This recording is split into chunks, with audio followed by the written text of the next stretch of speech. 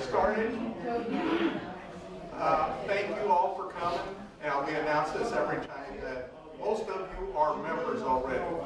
So if you're members, you're not paying to get into this. But for anybody that is not a member that paid to get in, we allow you to take that off your membership because we have these things 2 or 3 times a month on different subjects. So if you go down to the gift shop when you're on your way out, you can tell them you want to get an annual membership, and they'll take the price of your admission off your membership. It's for anybody that's attending this evening. This program is sponsored by West County Quarries. Guys, if you lift your hands, our sponsors are right back here. Programs, so we appreciate that very much.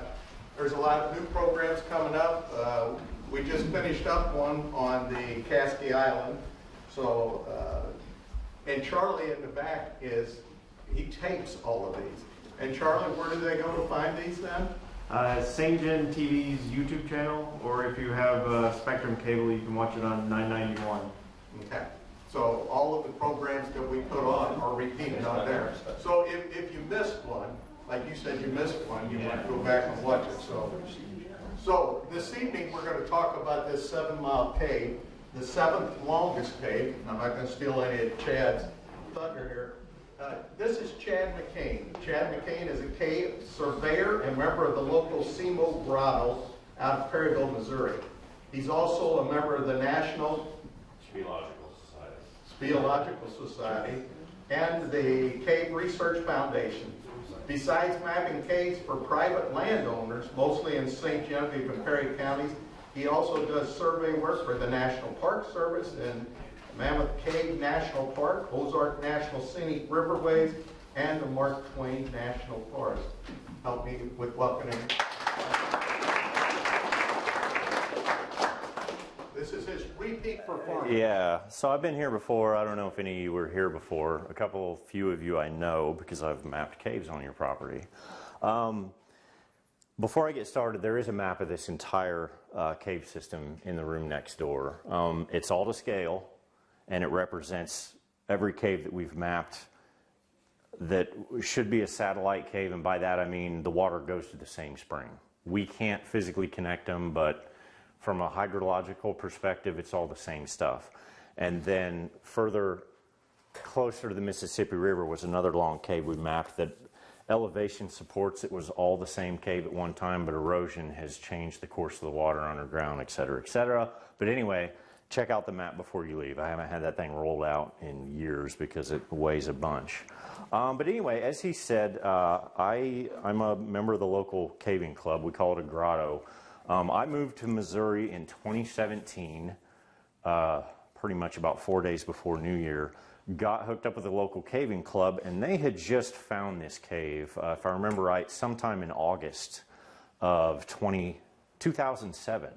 So this is definitely the most significant cave find in Missouri in this century, even though we're only 23 years in. This map kind of shows you a hot spot where all of the 7,600 caves are located in Missouri. Shannon County is a hot spot. Down in Springfield, Missouri is a hot spot. But the big blob that you see, of course, right, well, I can't even see that working. Never mind. But anyway, you all know where you live. So in between, like St. Genevieve County at this time has 269 caves known, and when this cave was found, it was the 74th, okay? And that just simply means people like me who go to caves, and we go caving just like hunters go hunting or fishermen go fishing, I go caving. That's what I do. Just like a hunter keeps track of their favorite spots, we keep track of caves just for the sake of knowing where the caves are. And so between Perry County and St. Genevieve County, St. Gen has 269, Perry County has right around 704. So if you didn't know that you all live on top of caves, there are a lot. The long yellow plot line basically shows you where the entire system runs, as it's known. Most of the mapping was done between 2007 and 2010. And in 2015, I found this other cave on the other side of the interstate, which would be another talk for another day. just to kind of show you other caves in the area, this is Perryville.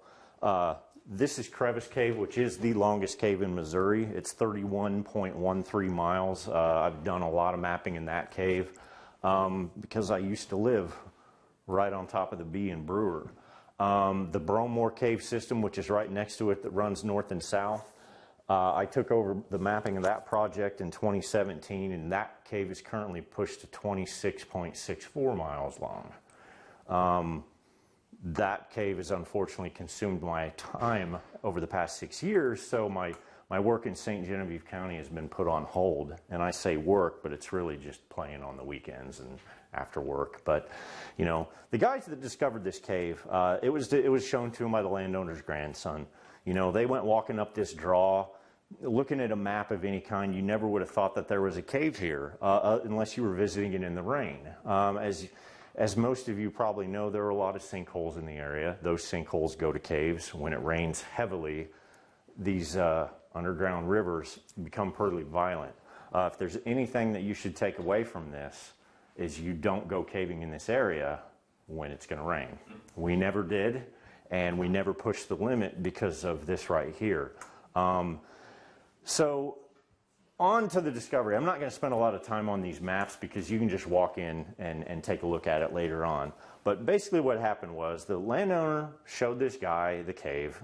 Nobody else wanted to go with him from the group. And of course, that Monday morning, Sunday night, whatever it was, he went back to the group and told them, oh my God, you guys aren't going to believe what I found. You know, because they were mapping some terrible, muddy, crawly, squeezy, terrible cave in Perryville. And he came out showing them pictures of this. And this is all going downstream in the cave entrance. Again, very nondescript, but the landowner that owned the cave, he was obviously, they knew the cave was there. You know, they knew it was there. They were actually pumping water out of it for their cattle until a flood event, like you saw, mangled all the water lines and just destroyed everything. But the remnants were still there, you know. Heading downstream, that was the easygoing cave because upstream was flooded. So they went, they did some exploring, and they started mapping the cave. And this all came about before I moved to the area, before I even knew what caving was. Again, this was all like in 2007. But one thing they noticed right off the bat, which you saw from the photos, was there's a lot of formations in the cave. Perry County has big caves, but they're not necessarily pretty caves. Okay, this cave is a big cave, and it's a very pretty cave. One of the more decorated caves that I've ever been in around here, but I have been in several other caves that are remnants of much larger systems or whatever that are long gone, but they're all just heavily decorated, and I'm pretty sure that can be attributed to the limestone underground, which is the same layer that the mine in town is mining out. It's very pure, and it makes really, really, really pretty caves. But mapping got started, and this is what the guys were dealing with when they were in there. So in 2007, it was pretty simple. You would put a light on the wall. You're basically playing connect the dots through the cave. You're putting a dot here, you're putting a dot there, you're putting a dot there. You're measuring the distance, the compass, and the inclination to get vertical control. Nothing about that has really changed. It's just nowadays I can map the cave with this, so I can take one shot and it gives me all the numbers. And so anything that's purely terrible to map gets really easy when you have an electronic device like this. But these guys were dealing with wetsuits, with inner tubes, tape measures going through the water. And that's this, let's see, that section would be on the far left side of this. Well, actually, it would have been on the last map. That was the flooded section of the cave. The water's 17 feet deep. Okay, so it was that's basically where the cave got its name, as a river cave. The largest river cave with that name in Perryville is actually under Longtown. It's called the Brimstone River Cave. It's 14.3 miles long, and you could fly a Cessna through it. It's huge. You can't get it through the entrance, but if you could, it's big. It's just really huge. But again, that's not what I'm here to talk about, unfortunately, because I could go on all day and all night. But anyway, staying warm in this cave, as you can imagine, while mapping, it was a chore. You know, here Chris has, he's got a life jacket on. He was always worried about drowning, and rightfully so. If you've ever tried to swim in full clothing and boots, it's not very easy, right? So you know, again, they've got inner tubes and they've got all these flotation devices, and they're just mapping in any way that they can because of their dealing with the water. So here you have the Black Fathom River Cave. Mapping continued until we got to this place. This is called the Tar Pit in the Roman Bath. This is actually looking downstream towards the entrance, and that ladder is no longer there, which makes getting up out of the water extremely challenging. As you can see around there, there's nothing to grab a hold of, you know. And this is one of the funner things about caving is the teamwork that's involved. When you got a group like this going in there, you know, we're not just a bunch of guys and gals hanging out. You know, you tend to go caving with people. You are putting your life in their hands. If there's a problem, they're going to get you out of it. And just like anything, like, okay, now there's no ladder there. How do we get up? Well, you're boosting everybody up. You're having a good time, and, you know, it's all terrible, and, you know, we're all freezing to death, and, you know, but for some reason we're having fun. Kind of like deer hunting. You know, hey, whatever. So, one thing, unfortunately, I don't have photos of is we used to take canoes into the cave and get them in the entrance and float them upstream to that point that you saw the ladder.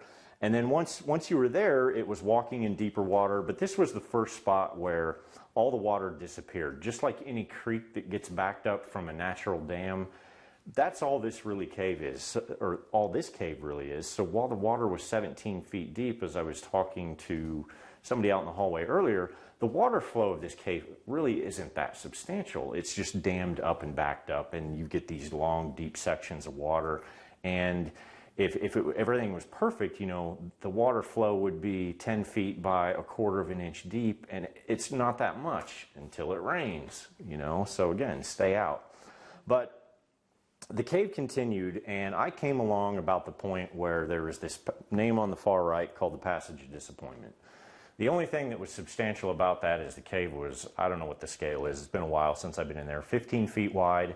There was only about 1 foot of air and about 2 to 3 feet of water, but it just, the whole cave had a tilted angle to it, and it just seemed like it was going to shut down, which is kind of humorous because a couple map sections back is a place called the Wind Tunnel.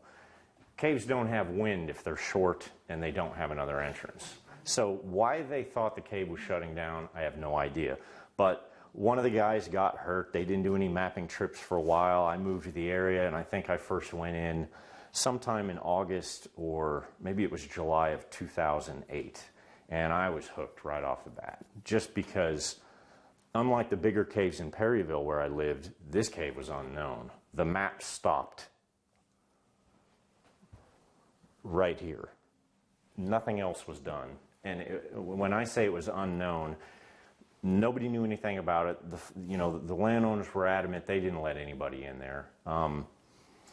And based on the obstacles that you had to go through to get to where we were, you can guarantee that nobody in the history of mankind had ever been where we were. So which way was unknown? So everything to the left was unknown. Okay, so as these slides have been coming to the map actually starts to the east, and the cave progressed to the west towards Interstate 55. You know, we thought, oh yeah, this is going to go on forever. It's going to go onto the interstate. No, not quite. But we gave it the best it could. So in the Passage of Disappointment, again, you got this low filled water with, you know, but again, there's still formations everywhere. You get these weird blobs. I don't even know why that one formed in there, but you know, the photos that I'm showing you for the most part, these were taken on the days of discovery. These weren't trips where we went back later under ideal conditions, you know. So a lot of these pictures that you see, while they may not be the greatest photo, keep in mind they were taken in the moment that we were in there mapping while the discovery was going on. Sure, there are some later that, oh man, we got to come back and we got to get better photos of this. You know, you just have to do it. But keep that in mind. So this cave does have fish. This was an indicator of, you know, this is on that same flowstone. It's just an old, it would have been a fish that got washed up on it, died, rotted away, and then a thin layer of flowstone covered up before the next big flood kind of just wiped it out. There's a few instances of that in the cave with other kinds of fossils. I think I get to that later. But these photos that you're seeing now, these were actually on the first trip I ever took into the cave upstream. So that whole spiel I told you about, these were taken in the heat of the moment. This was not a mapping trip. This was just is the cave going to end? Let's see if it goes. So we took off. So after discovering all of this, again, it was me and four other guys, or three other guys. It was just four of us. You know, again, I was hooked in a bad way. It led to some really poor decisions on weekends and, you know, ignoring people. And it's like, no, I got to go back, you know, but that's what happens. But, you know, again, the cave, extremely decorated. This formation area here is an upper level. The river actually goes around, cuts around it. And what's weird about this cave, I haven't seen it anywhere else, but everything in here that's white, if it's not wet, it sparkles. So it's like... It's like it does have a crystal structure, but it doesn't look like a crystal structure. But when your light hits it, it's sparkly, and it's just really, really strange, you know. Going on further, that's Gary on the left, that's me on the right. Again, this would have been sometime in 2008. You know, the cave started getting interesting because now we find, okay, this is cool. We got a big column in here. How does that happen? But you can see down at the bottom the gravel and the water, it's been eroding out. So it's not quite just free hanging from the ceiling, but it kind of is. But we kept finding even more and more stuff. And, you know, again, there's just not another cave around here that's decorated from the start of the cave to the end of the cave. And in this cave's instance, it's literally from one entrance to the upper entrance where you crawl out through a really terrible hole in the middle of a hayfield. It's like this all the way through, even in these small crawlways. So this here, you'll see an electric fence post in the middle of the cave, and you may be wondering, why in the world do we have an electric fence post? Well, you'll notice right off the side of it, there's a little light sticking off.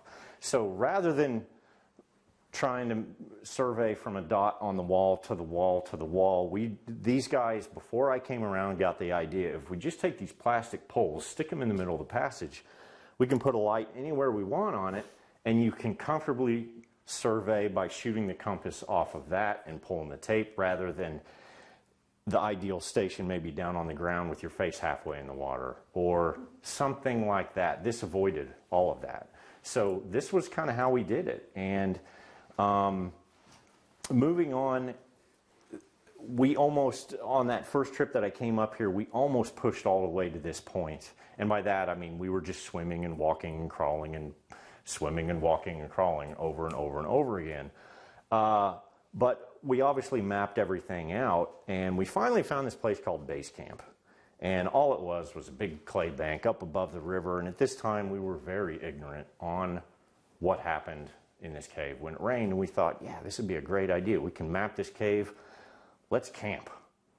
That sounds like a great idea, right? Taking a bunch of sleeping gear in, and this is base camp, you know, a big pile of mud.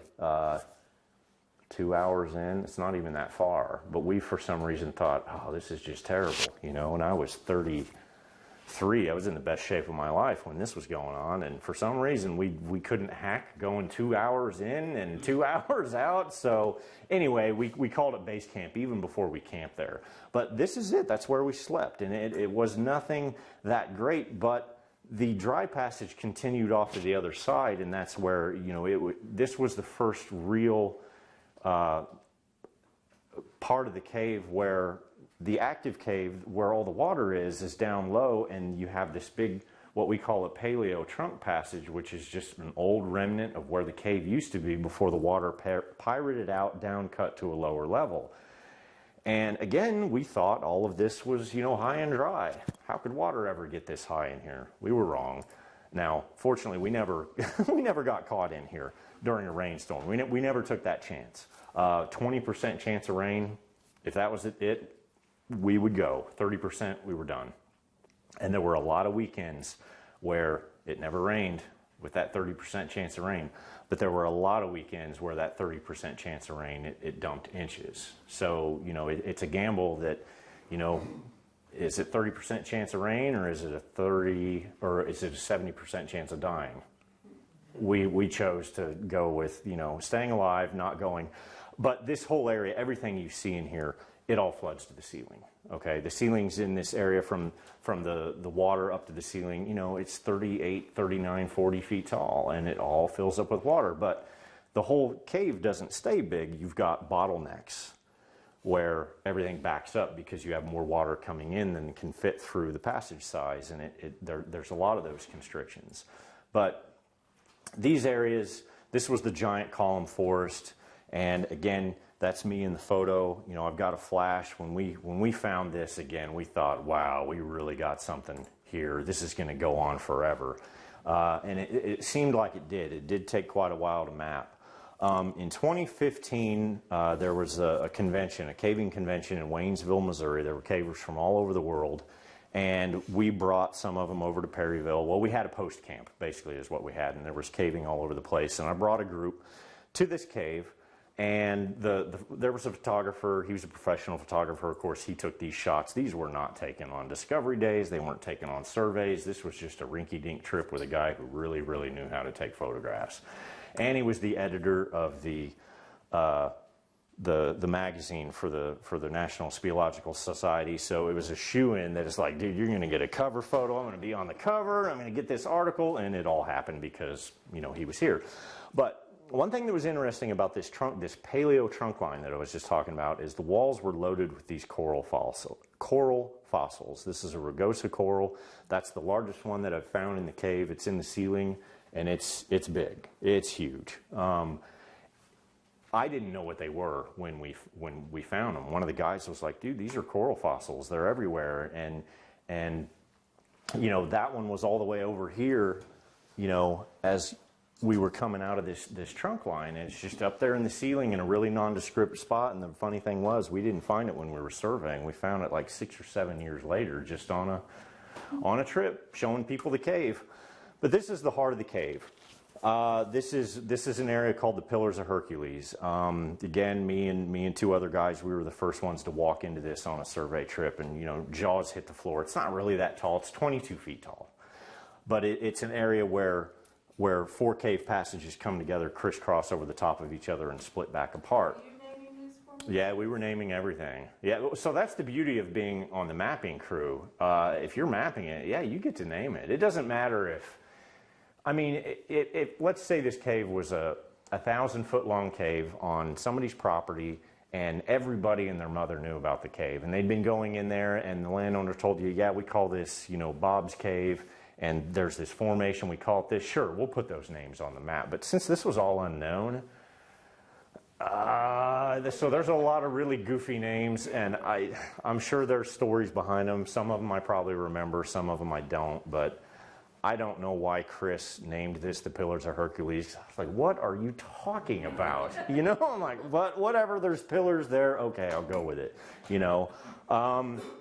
That whole section of the cave, though, again, it's filled with these massive old flowstones. This cave is actually full of it. This indicates a massive amount of, water saturation in the water table way before any of us were around. Because as you can see, the formation itself almost looks like glass. And if you've ever been in a cave or you've ever been to a show cave, everything there looks much cleaner and more alive, and it actually has texture to it, while this has all been, it's almost like it's either been worn flat or filled in just from the flooding. I really don't have an explanation for it, but this stuff is everywhere. So on one hand, it's cool because of how big it is, but it's unfortunate in another way because that groundwater is no longer there keeping it growing and making it bigger and keeping it alive. There are some places, you get weird formations that look like a boot. So, this guy from New Mexico decided, hey, this looks like a boot. I'm going to stick my head in it. I want you guys to take a picture of it. It's like, all right, whatever, dude. So, but again, that's what happens though when you take new people that have never been in the cave before. They see things that I don't see, even though I've been in there. I've lost count. It's probably over 80 to 90 to 100 times I've been in this cave. So, lots of trips. Another thing that you'll see when you're in there, you've got old formations that are broken off, they've fallen down, and they've now become part of something that is alive and that is growing, and this is one of those instances, really big stuff. Again, this is all in that Pillars of Hercules area. It's like the central part of the cave.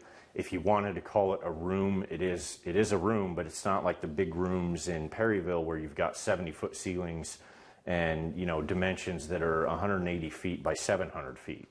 That's a room.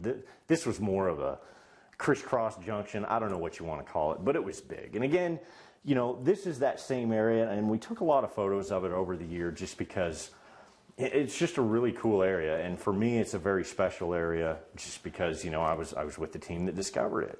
But we've got these upper levels that take off, and you got, again, more of these white formations that are alive with water. And unfortunately, I think it was that derecho that we had. I think it was May 8th, 2008, if I remember the date. The whole cave flooded out. This picture was taken before that. Now everything's covered in mud, and it still hasn't, you know, but that's the life of the cave. You know, it's a river cave.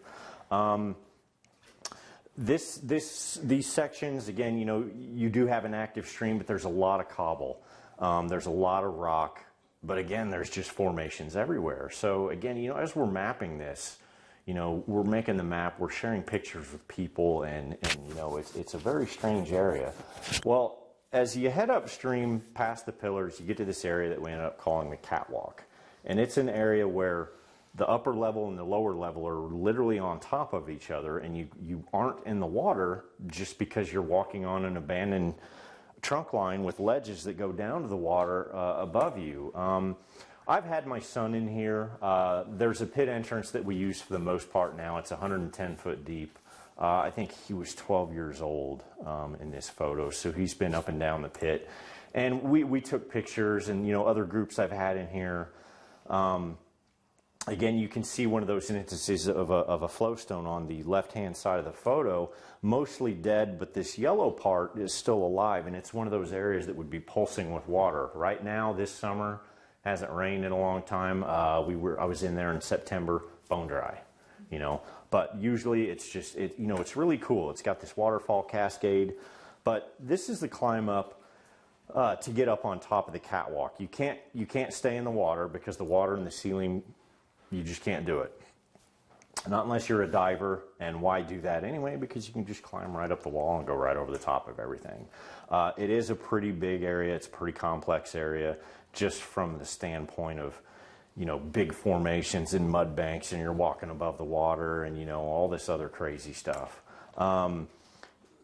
This particular section, it can be pointed out on the map, but this exact spot is basically where we lose about 8 feet of the ceiling, and by that I mean caves tend to be bigger the further downstream you go, because the water's been going that way for a long time. Well, in this instant, 8 feet of the cave just took off, went into a clay fill, and we never found any indication of where it went. We were always hoping we would find a continuation of it or where it came in somewhere else in the cave. Never did. But again, really cool area, has these really white formations, excuse me, that are translucent. Again, really neat area. And again, this whole area is called the catwalk. We actually, though, discovered this from a different entrance. So as we pushed upstream, to get to this point, you're now looking at being probably 3 hours from the entrance that we initially discovered the cave through. And that was getting quite a ways up there, just because it'd be 3 hours travel before you even take out the sketchbook and the compass and the tape measure to even start surveying. And if you're in that far, you might as well stay for a while. Why do a 2-hour survey trip and then leave, right? So we were doing some pretty long trips, but we found another entrance because we were plotting the cave out, and there was a cave that was turned in. It was known, but nothing was known about it. All that people had done was they rappelled the pit, they saw a crawlway, and they said, nope, not for me, and then they left, and that was it. Well, Chris and I went, pushed the crawlway. Long story short, that passage teed off in a main borehole that was huge, and this is what we walked out into. And we didn't, while it had to be a given, and it obviously was, that this is the same cave, we didn't really know until we saw one thing, which I haven't really touched on, but this cave used to be full of carp and catfish that were 2 to 3 feet long, okay? When we finally found one of those catfish that was in a pool of water that was this big, we're like, okay, what are the odds of 2 caves in St. Genevieve County with fish this big in the same area? And yes, it obviously was the same cave. But that can be attributed to a giant pond on Geesey Road. And if you've all been out there driving around, you've seen it. I guarantee you can look at a map. You'll see it's just a huge 80-acre sinkhole pond. And when that pond overflows, the fish go with it. And the fish flow right into the upper entrance of this cave. So, but this is this Yoker's Pit, I'm sorry. This is where we did a lot of the survey trips from. Very pretty entrance. You know, the landowners that used to have this property, unfortunately, they logged this whole thing off before they sold the house, which was really unfortunate because they dropped treetops right into the cave entrance, which kind of shut us out for a while. But there's a new landowner. He's cleaned everything up. But he was actually at the last talk, and, you know, I got to meet him. He's like, yeah, dude, come over anytime you want. So it's like, yes, good deal. You know, we can keep doing our thing. But this is what, when I talk about a pit, this is what a pit is, okay? St. Genevieve has a lot of them. On this specific ridge line for this system, the deepest one we found is 115 feet deep. This particular one is only 78 feet. The one that we use now that we dug open, which I'll touch on later, is 110 feet deep. So there are instances where if you want to find a cave on your property and you have a farm and you have a lot of sinkholes, it really pays to know if you're in an area with a really deep cave or a shallow cave, because you jump in the wrong hole blindly, you're going to fall for quite a while. Same thing in Perryville or Perry County. You know, there are deep pits and then there are very shallow caves, and it all just depends on, you know, where you are in the county. But anyway, down this 78-foot pit, again, nobody pushed this crawlway.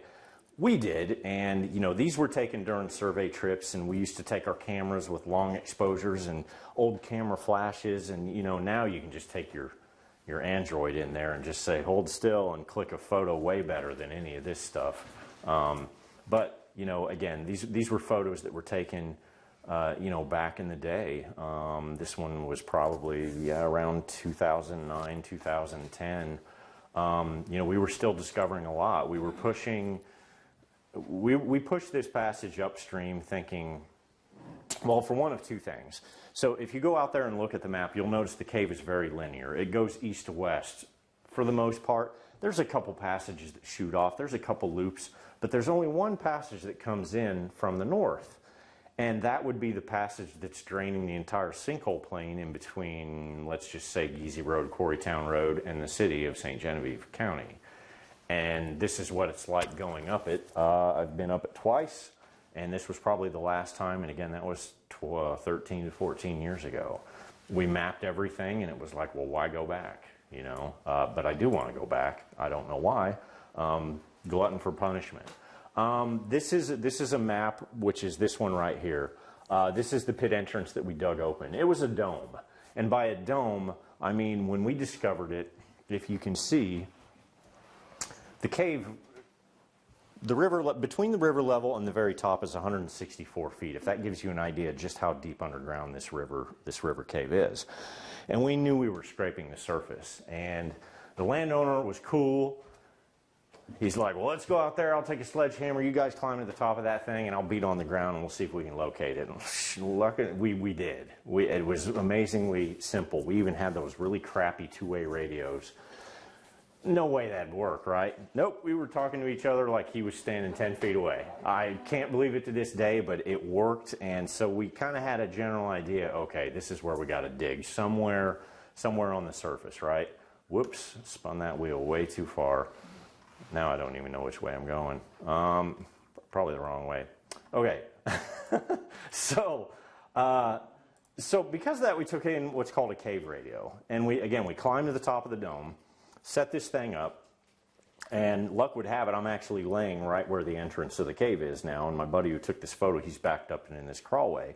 But we took this in there was a transceiver and all this fancy radio stuff, and anyway, the guy was able to pinpoint exactly where we were, and we were only 12 feet underground. And all it took was a boulder the size of, you know, this corner that I'm standing in to be pulled out with a backhoe, and we were in for the most part. It was pretty simple. So again, I've had my son in there. Y'all may think this is crazy, but rope work, rope access, vertical caving, that's another thing I do. I teach a lot of people. It's really expensive, and for some reason I have multiple sets of gear, so thought, why not? He's in the Boy Scouts. He's got to learn how to rappel and climb anyway. Well, I'm gonna have him one up everybody at the Scout event, and none of the others can say they've rappelled 110 feet into a cave, but he can. So, you know, I don't know if my parents were that crazy when I was growing up, that'd have been great, but they weren't. So, you know, now, having this pit entrance in the middle of the heart of the cave did give us a unique opportunity. We can go into this entrance in the rain, which we did on this day. And while this isn't that impressive, the water was up 3 feet. And this whole area will flood to the ceiling, and it will fill up the bottom 40 feet of the pit with water. So while it seemed like we were in there on a crazy day full of water, it really wasn't that bad. But even with that 3 feet of water that you see that's a blur there, you wouldn't want to fall into it, because the water is so confined into the location the current is extremely strong. I mean, you've all been swimming, you know, the local creeks or the Current River, the Jack's Fork, that water comes up, you're getting washed away. No different here. But this is, there's 2 pits that are there. They're side by side. You know, we surveyed those out. You know, it's a unique area. Not all parts of Missouri have vertical caving. They don't have vertical features, but St. Genevieve County does have a lot of pits. And, you know, they're all mostly, you know, very well to the south of town. They're not in town. They're not north of town. Of course, I know there used to be a lot more caves north of town, but you got the big open pit quarry up there they've quarried out a lot of stuff. But I don't know that part, but I do know the south part of the county. That's where the deep stuff is. So again, this is just to kind of back up to what I was talking about. There was only one passage shooting off to the north, and it ended on us. Well, it continues, obviously. We just can't keep going because it sumps out. But this waterfall junction, this is when we first rappelled that first 78 foot, that Yoker's pit. We came downstream. This is where we popped out into this trunk line, okay? So you may be wondering, because you may not have seen cave maps before, but this is a good close-up. This is a ceiling height, so it's 50 feet tall here, but here you can guess, oh, it's 1 foot tall with 1 foot of water. Water flow direction, the big gray, that's, you know, big blocks of breakdown is what we call it. It's just big boulders, walls, the ceiling falling apart. The red is the elevation. That's all elevation above sea level. But everything else is like kind of noting formations or rock ledges or ceiling features. You know, you kind of have to just, there's no exact science to it. So you're basically trying to draw a picture of what you see using symbols to note what you see, rather than like if you're drawing a floor plan, you would draw your couch, you would draw your chair, you would draw your refrigerator, but here you can't do that. Other words, you'd be in there forever. And that's not the purpose of this map anyway. But that is the waterfall junction. Water used to spill over this massive flow stone, and again, you can see the tape measure draping through because we're, you know, trying to sketch stuff and draw everything, and this is where that water poured in out of that passage that runs to the north. So this is looking north. Very cool area, very alive, and that's where, you know, there were fish swimming around in the water. That trunk line that we broke into, one of the bigger parts of the cave, definitely the most decorated. If anything could be a show cave in St. Genevieve County, it would be this part of the cave. But unfortunately, when it rains, you know, how do you prepare for that? And one, how do you get people in and out, right? Not everybody's going to put on wetsuits and vertical gear and all the crazy stuff we do. But water clarity obviously gets a little better like it is. This photo is actually not that old. This photo was taken last fall, which again at that time we didn't have a lot of rain, if I remember right, just like this year. The water clarity in September was pretty much the same, but of course you walk through it and now it's all muddy. You know, there's no way about it. But again, very pretty section of the cave. There's a lot of whites, there's a lot of yellows, there's a lot of browns, and this part of the cave, there's not a lot of black, amazingly enough. You've probably noticed in other parts of the cave, there's a lot of black. That's from the manganese oxide. It just coats everything. And it doesn't matter when you're in a cave, when you are in a cave where everything is black, it doesn't matter how bright your light is. it just soaks that all up. But at the same time, did a really long trip in Mammoth Cave National Park where everything was white. I was walking 100 feet behind the group with my lights shut off because their lights would just illuminate everything just from everything glowing. So one thing about this, this was last year. These caves do fall apart. So that circle on the ceiling is where this formation that is now laying on the ground used to be attached. And that last year was the first time I'd ever noticed anything like that.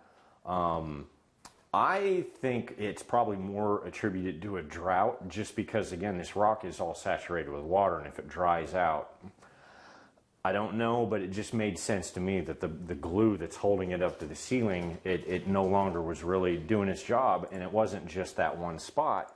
It was in a few spots. Which is kind of unfortunate to see because sometimes, the areas are really pretty and now you got this broken formation that fell off. Most people would think, oh, somebody came in here and vandalized it, but no, that's definitely not the case. Heading upstream through all of this, this was the last big section of cave. You'll notice the 39-foot ceiling, 27-foot ceiling, and then a bunch of 1-foot ceilings, and then, it's terrible for hours after that. But it was a really big section of the cave, really cool. This area had a bunch of candlestick formations, which are just simply columns. They're about yay big around, and they just go from top to bottom. They don't get wider, they don't get narrower. They're just like candlesticks, or broomsticks would be a good thing too.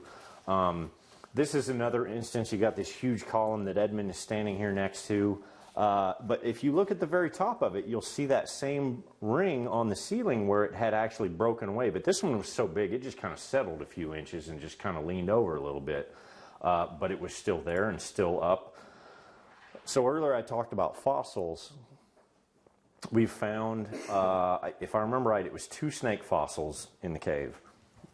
And again, you may wonder, well, how can this happen again? The pictures I showed, the cave floods. It floods like crazy, right? Well, when you get to that waterfall junction, something happens in that point of the cave where now you're getting so high in elevation in the cave from the spring that while, yes, the cave does flood, it's no longer life-threatening flooding. You can see flood rings that are this high. So it's no longer leaves stuck to the ceiling 20 feet over the head. It's just a mud ring, 2 to 3 to 4 feet up. And the further upstream you go, this is only 2 feet above the water. The further upstream you go, of course, the water inputs are fewer, so less water gets into the cave and less water flows through, so the water doesn't come up as high. That is the only reason why I can think of why this would still be there. It is attached to the rock. It's been fossilized, but, it's in this area, though, that the last area, it's 38 feet tall, and we really thought, oh, cool, the cave's going to keep going big forever. But no, unfortunately, it shut down shortly after this. And again, this is one of the more, like, when you think of a show cave, this is the kind of stuff that I think of for any of the show caves that I've been to. Does that last photo have a name?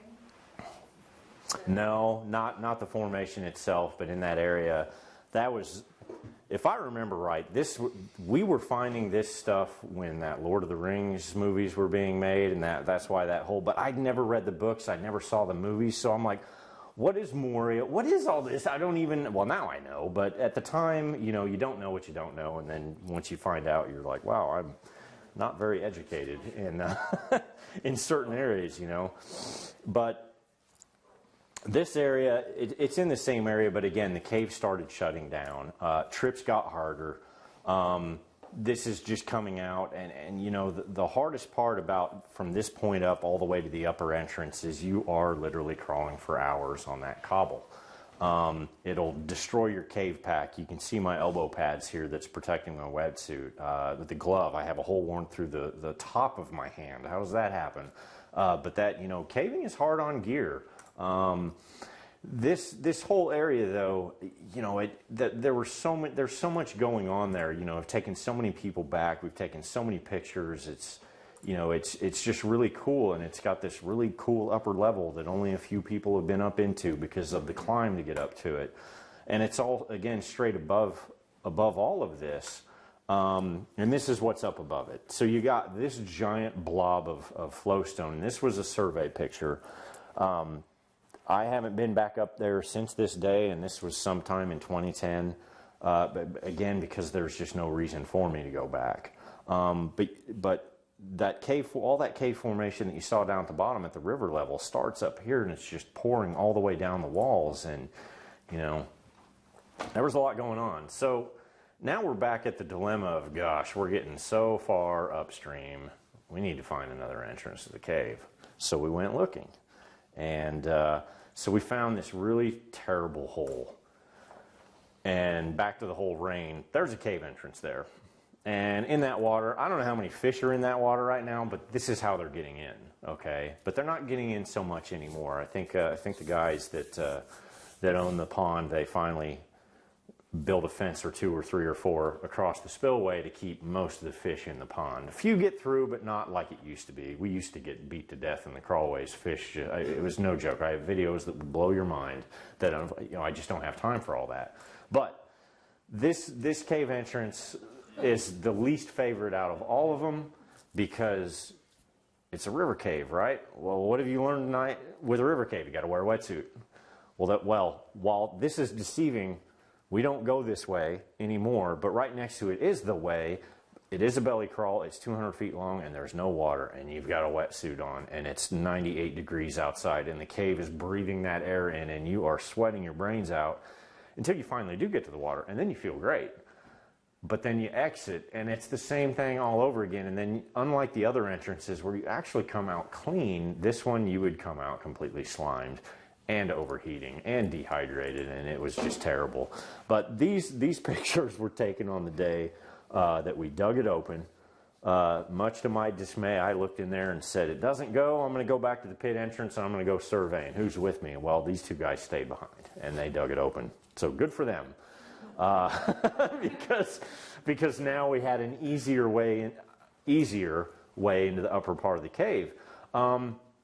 But again, it went right into the deep water, the flooding, the crawlways, really cool stuff. But you can see what Gary's going through here. You know, we're trying to keep the survey paper out of water. We found another snake fossil. This one was much higher up on the wall.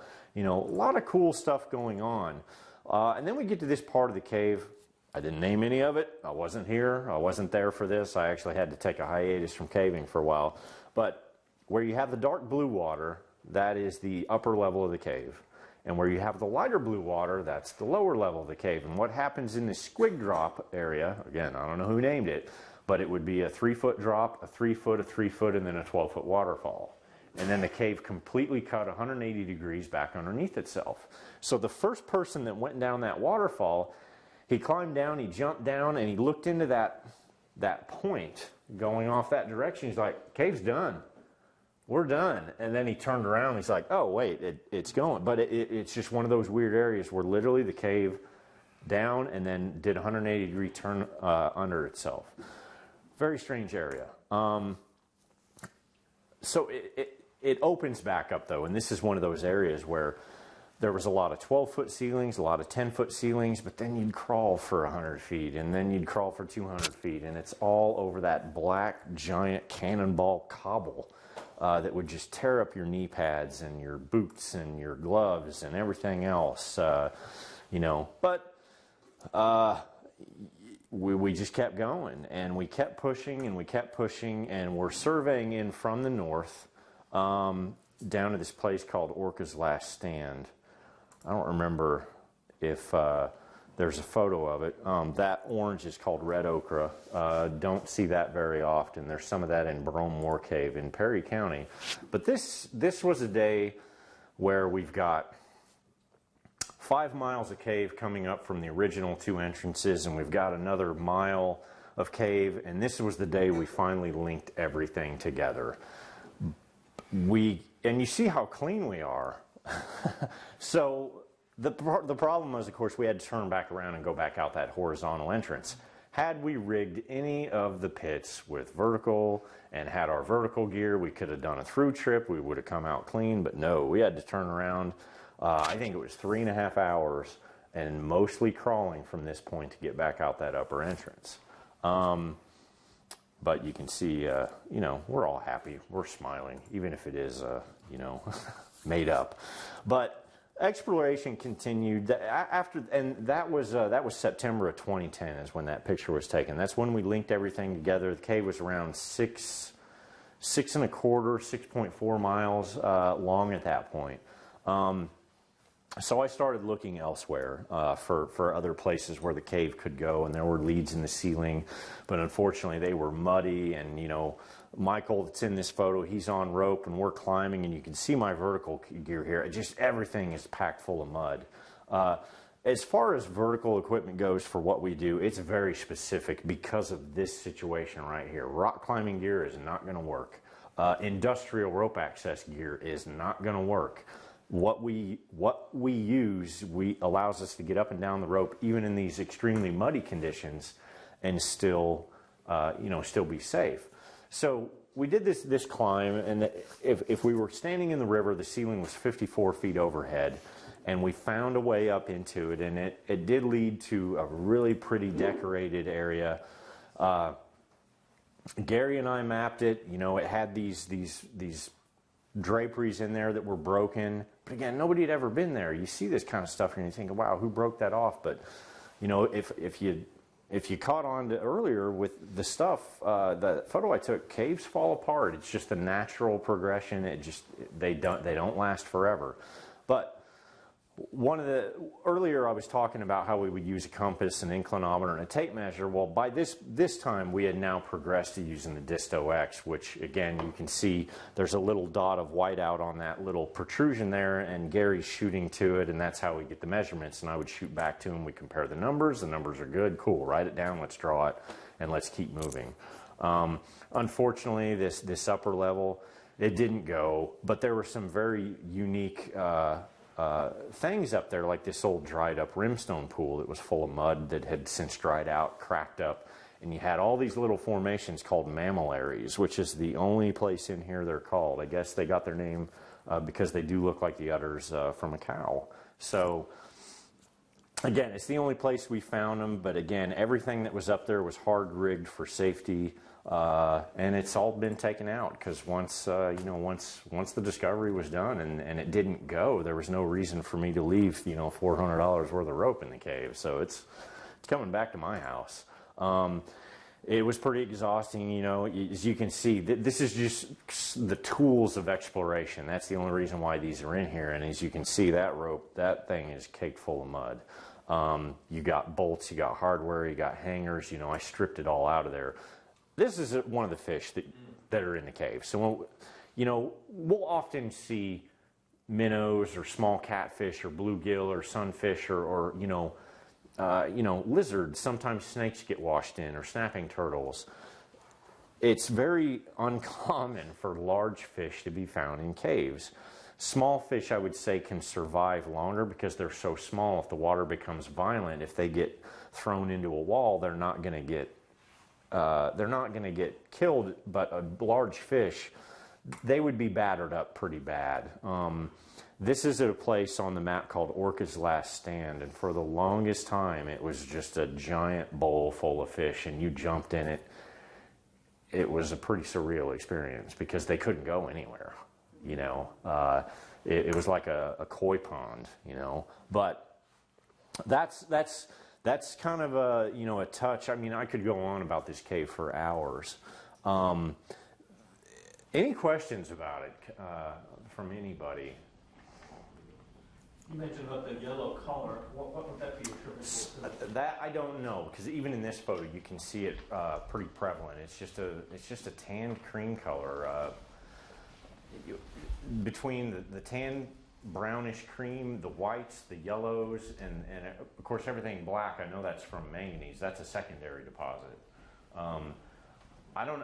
It has to be attributed to I think, if I'm not mistaken, it's the Salem limestone is what most of the cave is found in. Only 6 feet of it at the top is in the St. Louis, and above the St. Louis limestone, if I remember my geology correctly, is the St. Genevieve limestone. If I remember everything correctly, but I'm not a geologist. I just pay attention to people way smarter than me. So, anybody else? I would imagine oxides of iron would be the most like the... I think that would definitely explain the orange, because I know it doesn't take much iron to turn like the soil in Oklahoma. Very orange, but it's only because of the iron content, and it only takes a few parts per million to, make something extremely orange. So, any other questions? These fish that are in there, Sure. they're introduced from this pond, right? Right. I can't see there really being a lot for them to eat in there, with it being, black. Like, I'm sure there's mayflies and your whole aquatic, macro Right. type thing. But the picture with all those fish, how on earth do they sustain them? That's a good question. And So, could they have possibly wiped out if there was like cave crayfish? Could they have totally destroyed that Could have. ecosystem? could have, yes. Yeah. Okay, so Perryville, the big 4 cave systems there, has an endangered fish. It's only found in Perry County, and it's called the grotto sculpin. Something like that could have been here, but we'll never know because Right. there's no sign of it. As far as the fish, I am not a fisherman. I hate fishing. My grandpa took me when I was like 4, and we didn't catch anything, and I was like, "This is stupid. I'm never doing this again." But my wife used to work for the MDC. She works for the Army Corps of Engineers. She's learned stuff about fish. The only thing I know about the catfish, the big-mouth buffalo, the carp, they're filter feeders, or some of them are filter feeders. So they can at least be sustained as long as water's flowing through the cave, life is, nutrients are being introduced into the like cave. the fish you were holding, that looks like that was. I think that was a grass, that was actually a grass carp. Okay. Years ago when they first found them, they're like, oh, the cave's full of Asian carp. No, they're not but grass carp are an Asian carp, but they're not the ones that are just Right. violently jumping out of the water and knocking the air out of your boat. So we never have found those, but there is a cave in Tennessee, coincidentally enough, where they did find the Asian silver carp that just randomly jumping up out of the water. So I would say they're staying alive in there. One, the water's colder. I'm sure their metabolism has to slow down, and as long as there's not a flood, they're not being pummeled to death on the walls, because we would go in after a big flood event and there'd be dead fish all over the place. Really? And if they're fresh, it's not too bad. If it's been a couple months, Yeah. bad, real bad. Yeah. There was one event where I traveled a few miles through the cave, and I stopped counting, but it was in the hundreds of dead, and it had been a while. It was pretty disgusting. I don't know why we stayed in there as long as we did. I probably smelled terrible for a month, but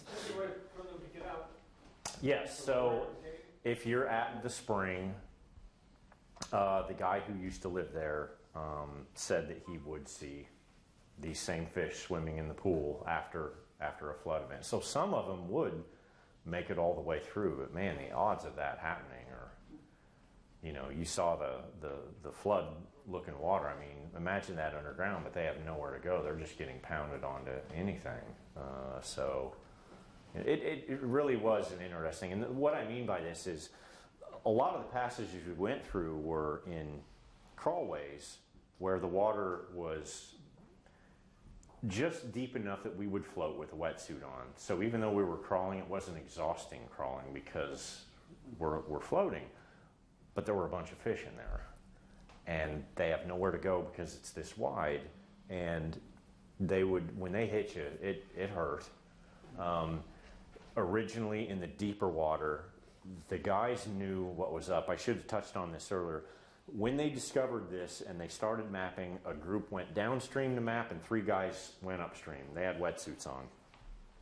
And when they were swimming in the water, they started getting hit underwater. And they were thinking, what in the world? What was that? And the amount of fish that were in the cave in 2007, 2008 through 2010, I mean, you couldn't do a trip in there without getting hit by one unexpectedly or seeing dozens of them. And now if I do see one, it's like, hey, you guys want to see one of these fish we've been talking about for the past 15 years? Get up here and check it out before the muddy water, clouds it up. But yeah, they don't last forever. And I guess catfish, I guess they eat more. They're more carnivorous. Grass carp, again, they're filter feeders, bigmouth buffalo, but Well, I know that these Asian carp that they talk about jumping, I know some of those are filter feeders. I Right. don't know, what they call grass carp is actually from Russia. They right. actually, it's called. And I think that's what this one is a grass carp. But I could be wrong, because again, I'm not, It kind of looks like to me a regular, when I say Chinese carp, the carp that, it's not, I'm not talking about the Asian type, Right. it is from China. Right. But it just amazes me that they're able to find enough to feed in there. I know. That's unbelievable. Yeah, and sometimes like, okay, that upper level where I was talking about the catwalk, and it has this massive flowstone mound on top of it, and it's right in here. Okay, these pockets, you can see how there's water in them. Well, sometimes that's 15 feet above the river level, and sometimes there'll be fish in them, and they're screwed, for lack of a better way to put it. They're, unless there's another flood event, or okay, I'm going to save you, buddy, and throw you in the water. But they've been. It really is weird. So for us, it was like, we're mapping the unknown. It's a very beautiful cave, and we got these fish that really made the cave just seem very alive in a way that most people could never even imagine. Unfortunately, at the height of all that going on, the GoPros weren't around yet. So any video we have of it, it's much lower quality. Because there just weren't waterproof digital cameras. Like that, which, God, now I sound old, but, it really has. So, any other questions? Did any of the caterers ever cook any of the fish? No, we never did any of that. We did plenty of cooking underground with backpack stoves, but not the fish. So, What would you say was your favorite, like, unbelievable aha moment on formations of the beauty of the caves? Which one? It probably was walking into that central pillars area, because That was impressive. it's what's on the cover of the NSS News. It's just, when we got to that area and everything was crisscrossing and going all over the place, we thought we were going to spend the rest of our lives. What are we getting into here? Well, it kind of 7 miles. I mean, that's a long cave. It takes. It was all done for the most part, that 7 miles was mapped in 3.5 years, where Crevice Cave, the one that's more, the one off to the right, the guy who's drawn the map on that one has been mapping that cave since the 1960s. And unfortunately, he's now too old. I've done a lot of caving with him. And when I started, I think he was 63, maybe 64, and that was, of course, when I was 33, and I thought 60 meant you were old. And I really got to the point where it's like, oh, you're not old when you're in your 60s. These guys were like kicking my butt underground. But unfortunately, he did, he's in his late 70s, early 80s now, and he just can't do it anymore. But, I've been on discoveries in there that they're not the same. They're cool. They're not the same. The Moore Cave system, which is a little cave history for anyone who doesn't know about it. There's Pleistocene jaguar tracks, saber-toothed tiger tracks in the Moore Cave system. Yeah, so that's right. Where are we at here? That's right in here. This passage that arcs out to outside. That's the Cat Tracks passage. I've always thought, because of the history around here, especially with the pits and people throw trash in the caves, and that we were going to find like some kind of, I guess, Spanish artifacts from the 1700s. But after you see how the caves flood, anything that would have been washed in would have been, if you found something, it'd be completely destroyed or mangled. But we always joke, oh, we're going to find a body down one of these pits, and we never have. But There's a lot of them, but again, with it being this county, one thing I didn't touch on, when these two big caves were being mapped and discovered in the 60s, Route 61 was the way to St. Louis. Obviously, the interstate was not there, right? So everybody had to go up Route 61 to get home. Well, they were driving past these two big systems in St. Genevieve County for all that time, but nobody ever spent any time here, which I'm not complaining because it allowed my generation to find. So while the stuff that I was on and discovering in Black Fathom was cool, I haven't got permission to give a talk on this cave yet because of the who owns it, but I didn't find that one, but I found everything in that one, and that's a crazy cave.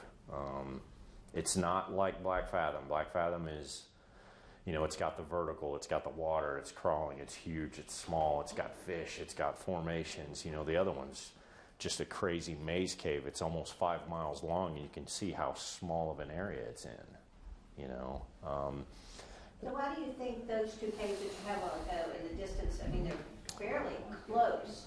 Kind of, yeah. So what, you know, why one has such tremendous formations and the other one does not? So- I mean, it just like, So this one's in the Salem limestone, and this is in the Platte and Joachim. If you know anything about St. Genevieve County, there are a lot of fault lines, okay?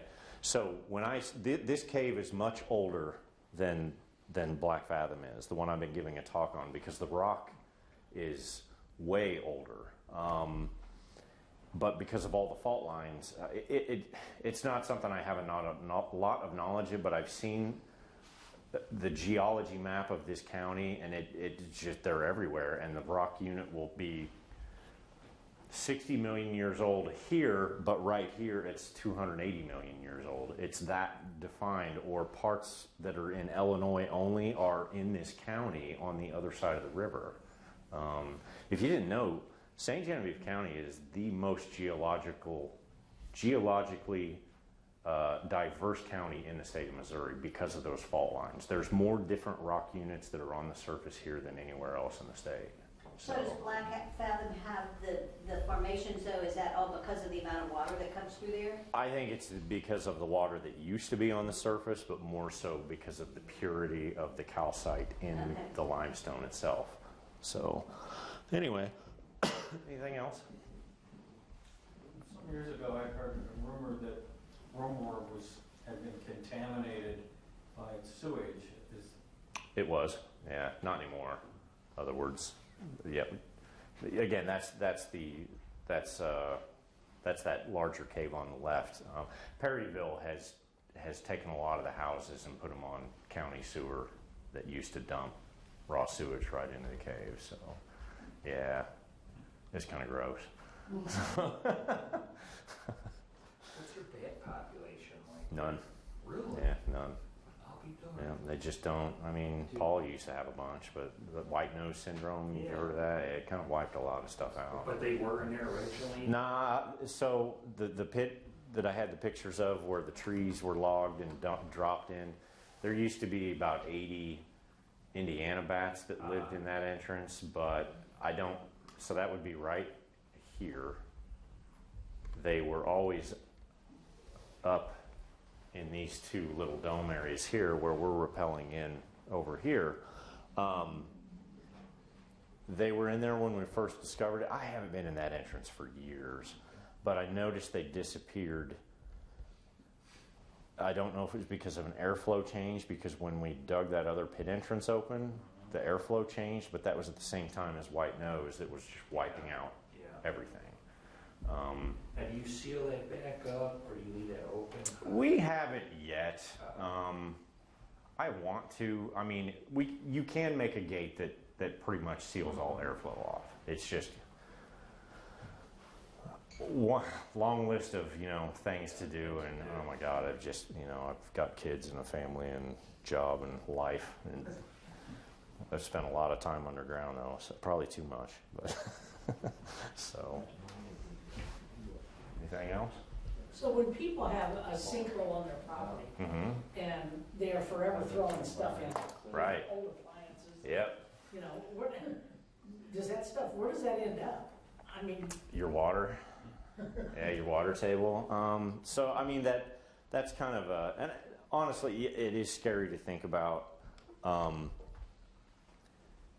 Most people, I don't have well water. I live up in St. Louis now. When I lived in Brewer, I think I was on county water, but I'm pretty sure my toilet went to a sinkhole. Now I had to put a septic system in when we sold the house, but to my knowledge, people aren't drilling wells 200 feet deep. They're drilling them 800 to 1,000 feet deep, right? Paul, are you on well water? Yeah. Yeah. How deep Shallow. is it? Well, maybe it really is hard to say. But yes, if you're, I've found tractor oil filters in the water. Not here. This cave is honestly actually very clean. Very little trash, and usually. Well, when we do find trash, we'll bring it out because usually it's not anything big, pieces of plastic or whatever. If it's glass, usually I leave it because that's just going to get ground into sand eventually over time anyway. While glass is bad, it's not. But there are caves in Perry County where they're drilled. There's no well casing. You can see the pump and the electrical line going down, and whenever the cave floods, all the water goes down into their well, and they have cows. Okay, so yeah, it's pretty nasty. But there's the worst cave that there are bad instances of trash thrown in the caves. One of the worst was in probably one of the coolest caves we found in this county. It was off J Road. Yeah, So, Pendulum Pit. how did you know? We live right down the road. Oh, do you? Alex was on, yeah. Okay, yeah. So that cave, again, I'm getting way off topic here, but we called that one Pentagon Pit because it had 5 rappels, five rappel points, but holy crap, the surface had garbage sacks, and they were all hanging there, and I have video of it. You're just rappelling past a giant wall of garbage, and it's like, holy crap, is this going to collapse in and kill on me? But we got down into the cave, and when we found the water table, it went 200 feet deep. It was like a 92-foot rappel, a 30, 30, 30, and an 8-foot, and then you just walk to the water table. If anybody of you had ever seen Star Wars, the original Star Wars movie, and they're in that trash compactor scene, and there's all that garbage floating in the water, that's what it looked like. Even caves that haven't had trash purposely thrown into it. There's a cave that I found and mapped off of Interstate 55 where it's just people throw crap out the window driving down the interstate, and it goes in the ditch, and then it eventually makes its way to the cave, and then you're finding stuff way out in the middle of nowhere with garbage in it. So, but I get it. Times have changed. People maybe not do it as much as they used to, but that's just. But yeah, there's definitely been plenty. Yeah. You might have mentioned something about the MTKC. And yeah. They can go online and they can right. So these caves.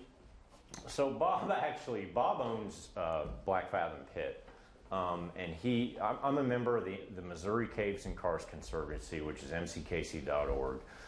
We leased the property, the entrance property to him, or from him, basically just so we have access to go. So it's a permit basis. You sign a waiver.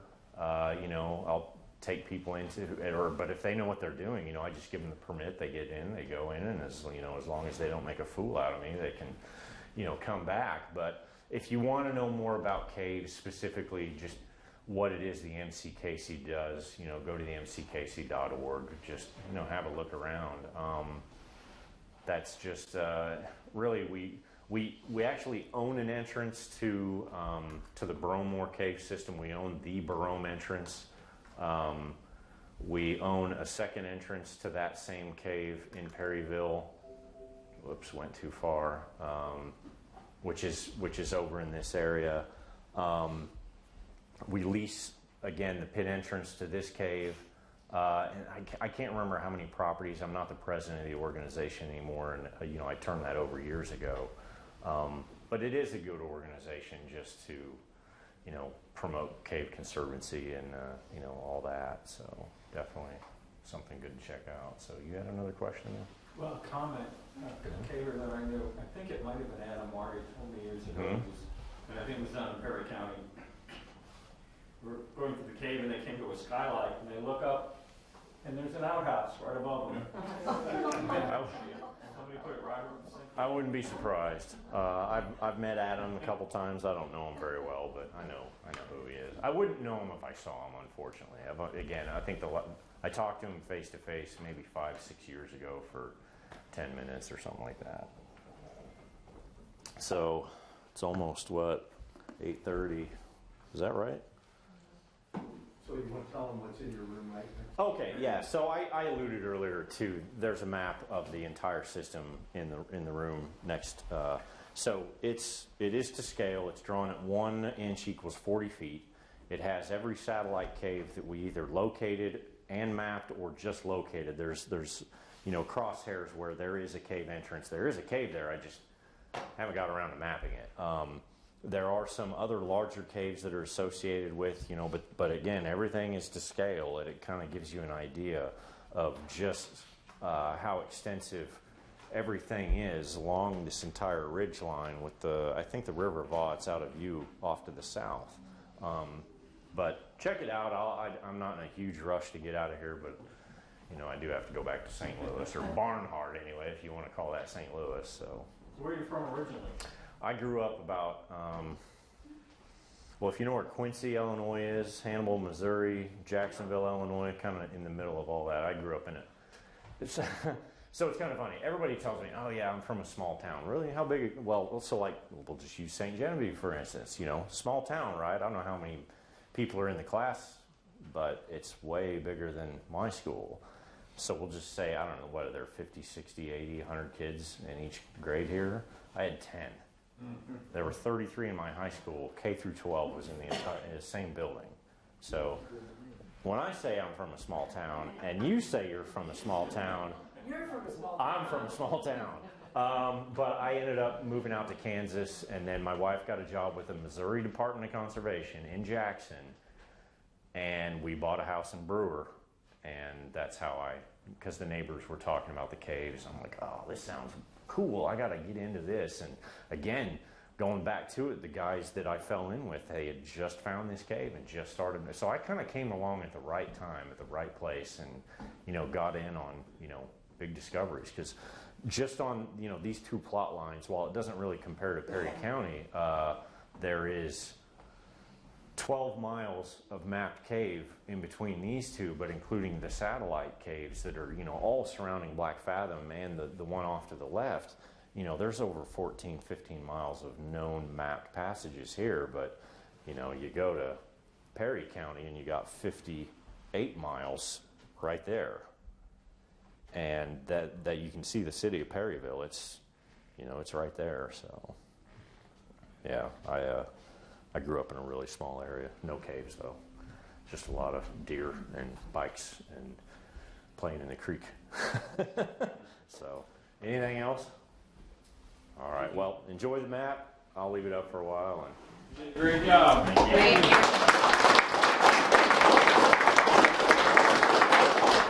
Once again, I'd like to thank the Schwimpan, West County Courts, for sponsoring this. Thank you so much. And again, anybody that does not have a membership, on your way out, if you stop the desk, you can apply the entrance fee for this towards a membership. Thank you. Next thing coming up is going to be photos with Santa Claus. I think it's second Saturday. No, but it's going to be in front of the dinosaur. Not many kids did their picture. Thank you, folks. Enjoy your evening.